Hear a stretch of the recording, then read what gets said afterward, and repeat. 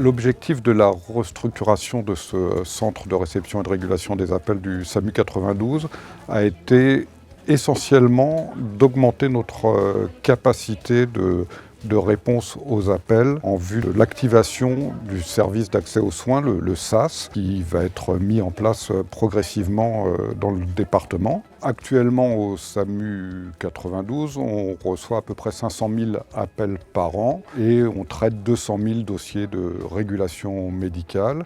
La perspective du SAS proposé à nos concitoyens nous place dans une augmentation de 30% des appels. Donc les travaux de restructuration ont permis d'augmenter le nombre de postes de travail qui étaient à l'origine d'environ 22 postes et de passer à 35 postes de travail et d'accueillir donc de plus en plus d'assistants de régulation médicale et éventuellement de médecins régulateurs. Les travaux de restructuration du plateau de régulation ont duré 5 mois. On a travaillé avec des ingénieurs acousticiens et des ergonomes. Ce nouveau plateau, il est beaucoup plus moderne que celui que nous avions auparavant. Et on a maintenant des réducteurs de bruit qui sont un peu disposés un peu partout dans la salle. Et téléphones sans fil aussi, qui sont encore plus performants que ceux que nous avions auparavant.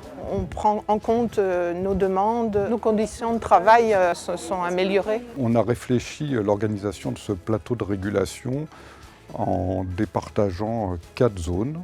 Une zone ARM de réception des appels, puis une zone aide médicale urgente, le SAMU et la régulation hospitalière. Une troisième zone consacrée à la permanence des soins et à la médecine libérale. Et finalement, une zone de régulation pour les associations de secouristes.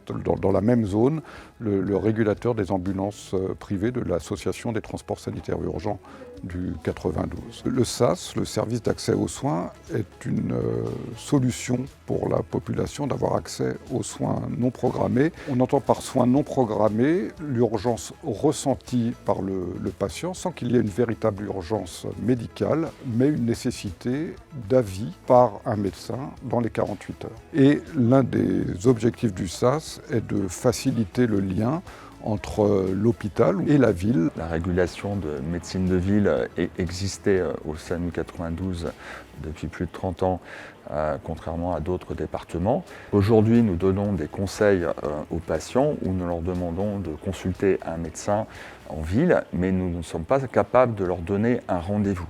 La vraie différence pour demain, une fois qu'on aura établi le lien avec les différents acteurs de ville, c'est de proposer un rendez-vous dans les 24-48 heures aux patients qui ont besoin de soins non programmés.